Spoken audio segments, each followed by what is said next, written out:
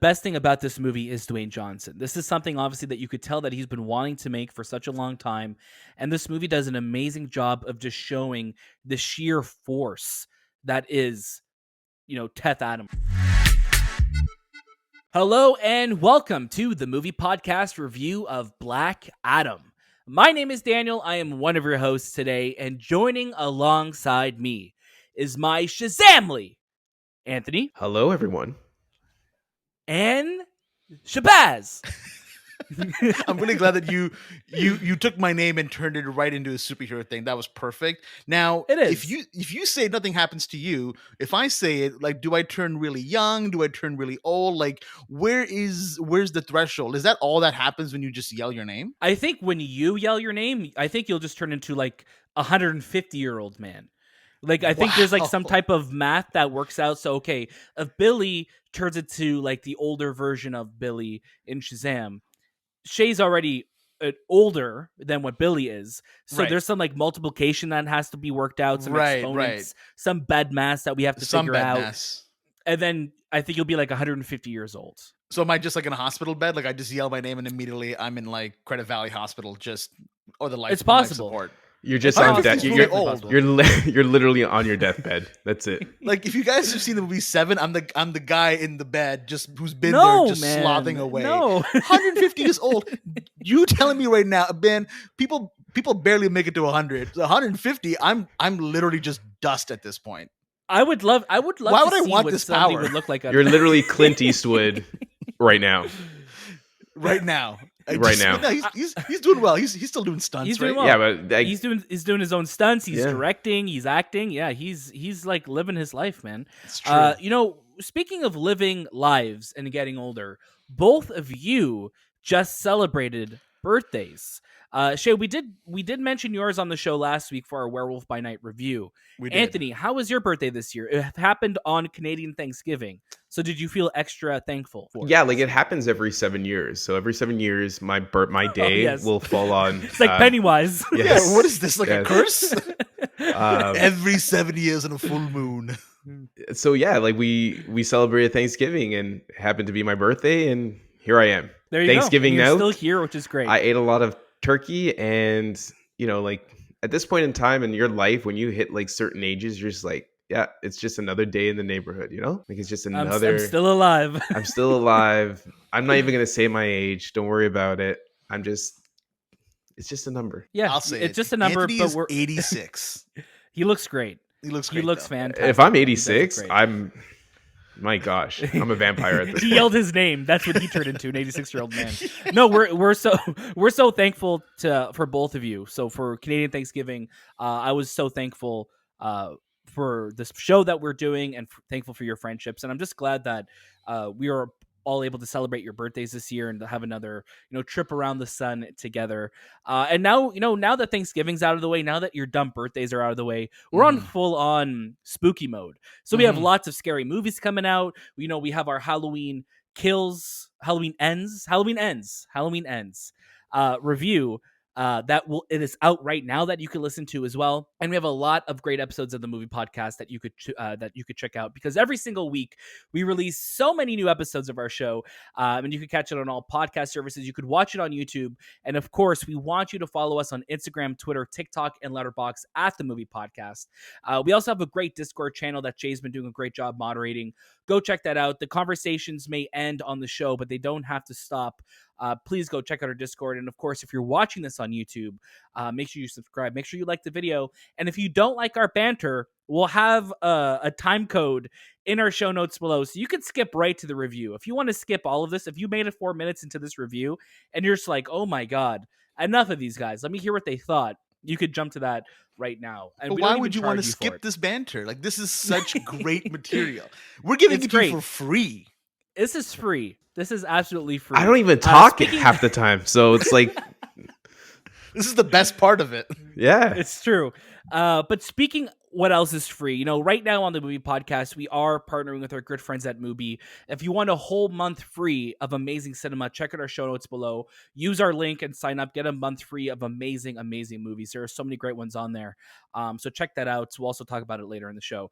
But yeah, go check that out. And we're thankful to Mubi for, being one of our sponsors right now. And hopefully, the first of many here on the Movie Podcast. So stay tuned for all of that. But today is all about Black Adam. This movie has been a long time coming. I mean, I remember first hearing about Black Adam, I want to say like in 2007, 2006. Like The Rock was teasing that he wants to play this character, and now we're actually finally here and it's happening. And yeah, it's awesome that it's finally here, and it has a huge cast, has a great cast of characters. Obviously, Dwayne the Rock Johnson, Sarah Shahi is in it, Noah Centineo, Pierce Brosnan, Jennifer Holland, Quintessa Swindell, Aldis Hodge, and a lot more that we will not spoil because we want you to go see this movie, obviously. But Anthony, I would love for you to tell us what this film is all about. After nearly 5,000 years of imprisonment, Black Adam, an anti-hero from the ancient city of Kahndaq, is unleashed into modern times. His brute tactics and way of justice attract the attention of the Justice Society of America, who tries to stop his rampage, teach him how to be a hero more than a villain, and must team up to stop a force more powerful than Adam himself. Now, 5,000 years is also, I think, the amount of time that we were waiting for this movie, because it felt like a very, very long time. I do want to say thank you to our friends at Warner Brothers Pictures Canada for inviting us to watch this review.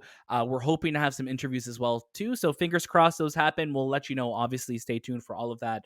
This film is going to be releasing in theaters on October 21st. It is directed by Jaume Collet-Serra, who obviously just recently directed Jungle Cruise with Dwayne The Rock Johnson as well, too. He also did Orphan and Nonstop back in, 2014. Wow, that movie feels like it just came out a couple years ago, and that is almost 10 years ago. That is absolutely crazy. Shay, start us off with your first reaction to Black Adam.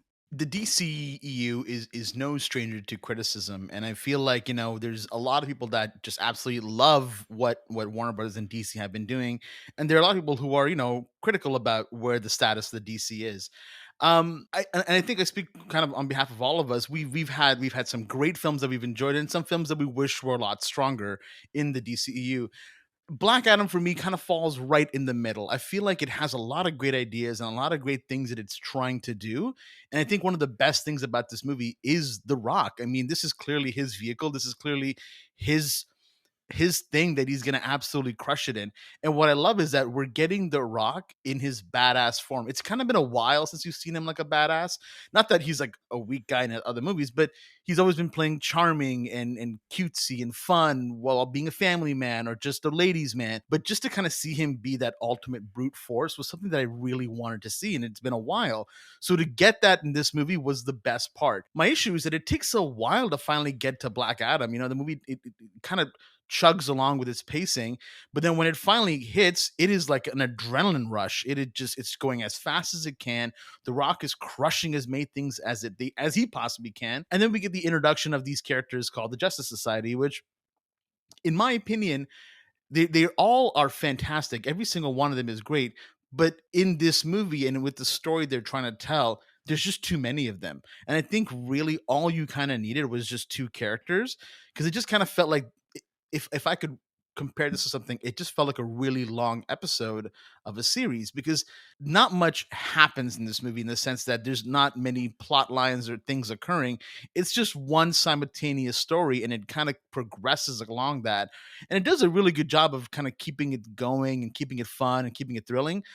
But it's a little shaky still when you're not too invested in what the actual plot line is.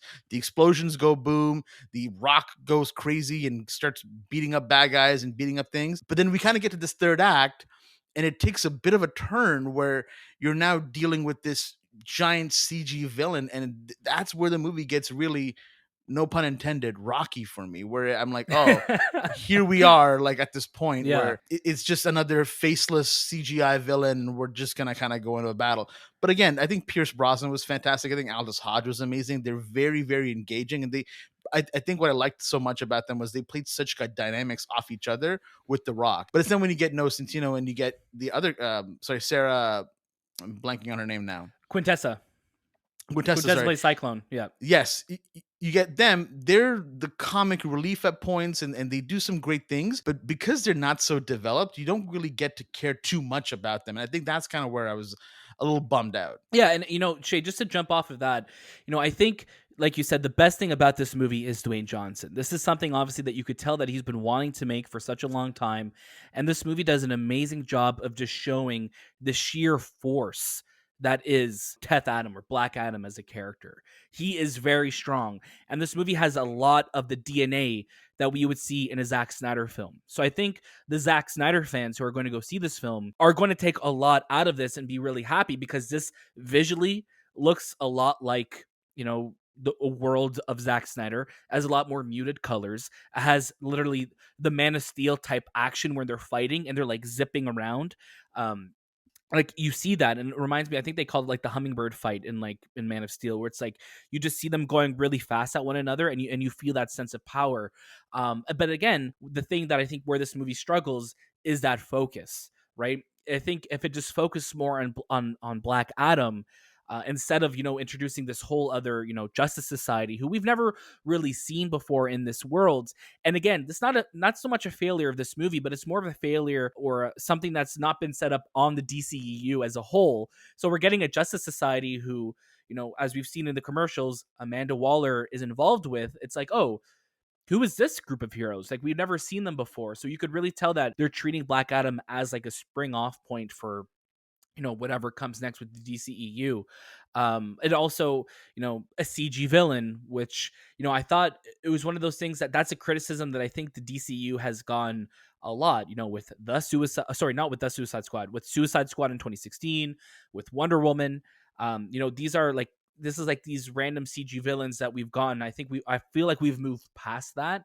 So to see it kind of happen in this movie too, you're like, okay, this is not something that really, was going to leave a lasting impression in terms of villain, but will leave a lasting impression. And when I think the thing I enjoyed most of this movie is the sheer force that is Dwayne Johnson as Black Adam. Anthony, jump on in. Yeah, for me, I wasn't a big fan of the film. I thought like usually when you watch a movie, you watch it for its story.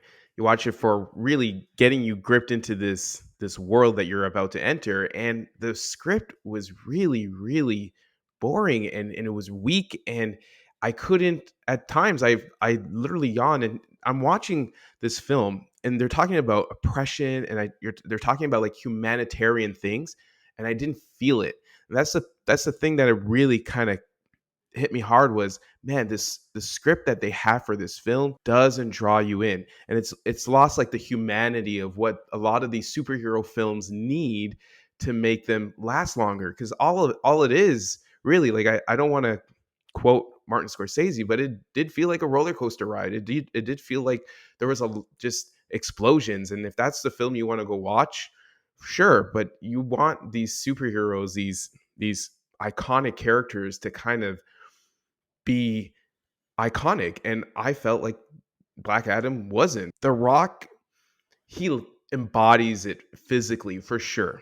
But like being that character, absolutely not. Black Adam, he sounded like the Terminator at times. Like he didn't have anything to say.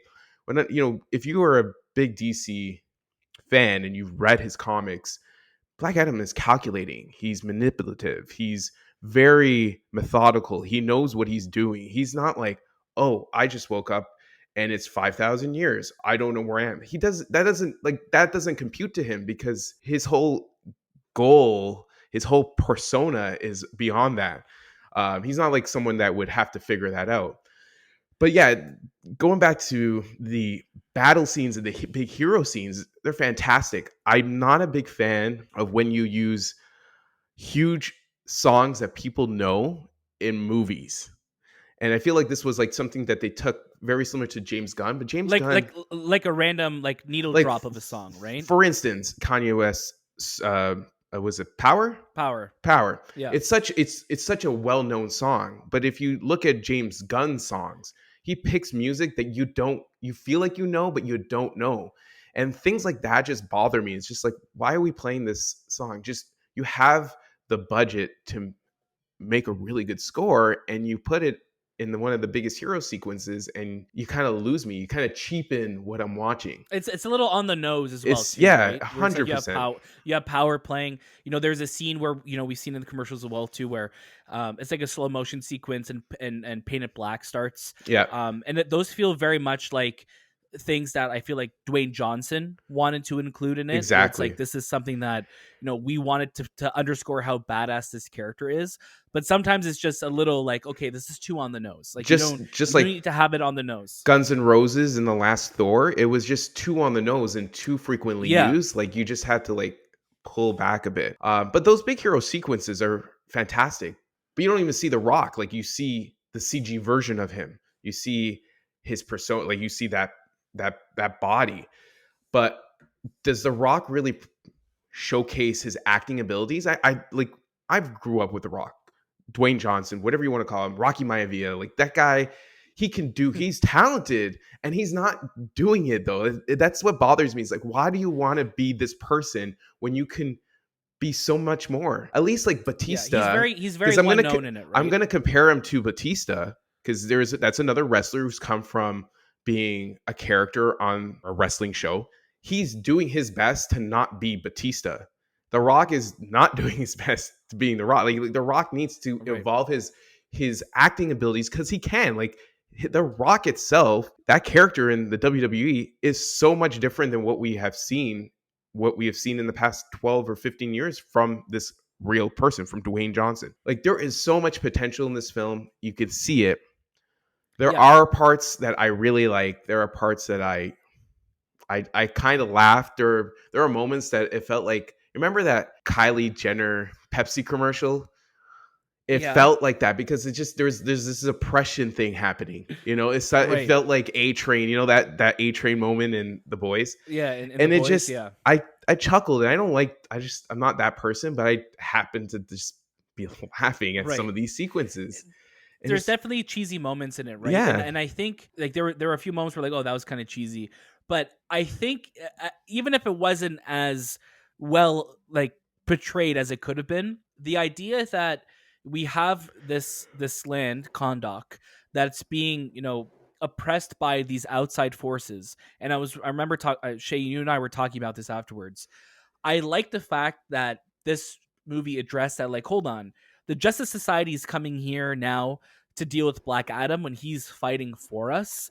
When all these years have gone by and no one's ever come to help us, why wouldn't we support the guy who's trying to free us from this, right? And I like that the Justice Society was kind of seen as like, hold on, you guys are trying to be the saviors when you're not that. You're just here because there's something else here that you care about.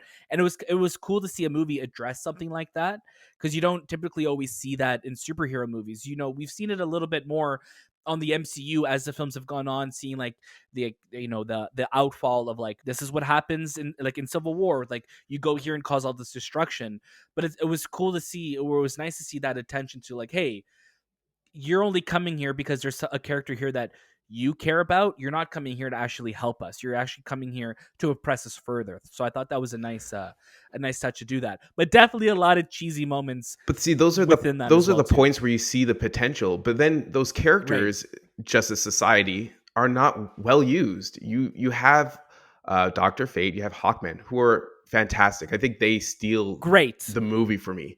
But there should have been just them two, I think. What they were given was not enough. Hawkman is constantly asking Black Adam to stop killing people, right? Because that's the whole thing. That's he murders people. He's like, don't do that. But like that they could have twisted that in a way to really like bring out Hawkman's character, because that's what you constantly see in this film, is just this repetitiveness throughout this movie. Dr. Fate is probably the best looking superhero on the big screen in a really long time, because he looks amazing. His mask, his costume looks fantastic, and he's very Sorcerer Supreme. He's very like Doctor Strange, so he has a lot of the same characteristics. He can multiply many times. He can be here and there and do all these things, but there's like an alien. There's an alienness to him, but having Pierce Brosnan at his age have that distinguished feel to him, that like classic movie star. It just worked well for this character, and I hope to see Dr. Fate in the future because I think he is a comic book hero, and with Pierce playing him, it would be a fantastic movie to see. And Hawkman being friggin' amazing. I just wish they gave him more to do and more to say. The other two, like you guys said, like they're comic relief, but they're such distant comic relief, you forget about them so easily. I think mostly because, you know, we have Atom Smasher and we have Cyclone, and they're cool characters. I think their designs are really cool, but I don't think they're given enough to do in this film, because anytime we cut to them, it feels almost like a deleted scene where it's like, okay, we're inserting this to either, you know, put some extra exposition of what's going on or just have some comic relief. And we're not, and I think both of those characters were done a disservice in terms of just not their portrayals, but what they were given to do in the film, because I think there's a lot more they could have done. I think I really liked everything with Black Adam's, with Teth Adams, you know, family, how he got his powers. Again, it was very, as Shay mentioned in his tweets, very 300-esque, like just the visuals to it, the look to it. And I really liked, you know, Black Adam, you know, he's paired with like the younger kid a lot. But that's also where we get the, you know, the comparisons, like you said, Anthony, to Terminator, where he's just kind of, or Drax, even in Guardians, where it's like they'll say something and he takes it literally. Where it's like, I always think of that joke in like Guardians of the Galaxy. It's like, oh, the joke went over his head. He's like, nothing goes over my head, and like that's kind of like what Black Adam was. That's Drax though. Like that's just him being that's Drax, him. right? Well, Black Adam, but I think that went on too much in this movie, where I'm hoping where this movie ends off, now that we have, you know, Black Adam in this world, I'm really hoping that it is a stepping stone, you know, to maybe introduce the ears, because he doesn't have the ears. Again, it's not the end of the world, but I think his character looks really cool with the ears, especially when we see Namor in Black Panther Wakanda Forever with the pointy ears. It just gives a character a different look. So maybe in the sequel we'll see him get those ears, and maybe we'll start to see him be more manipulative. Maybe we'll start to see him be more, you know, methodical, because he's part of this world now and he's getting used to the world that he's in. I think this movie is a great springing point. But yeah, there's definitely issues. Shay, jump on in. Yeah, I mean, there's a couple things that also kind of bothered me. Like, I think I'm also kind of tired of seeing movies taking place in the Middle East that are constantly in this like sepia yellow tone, like over the whole movie.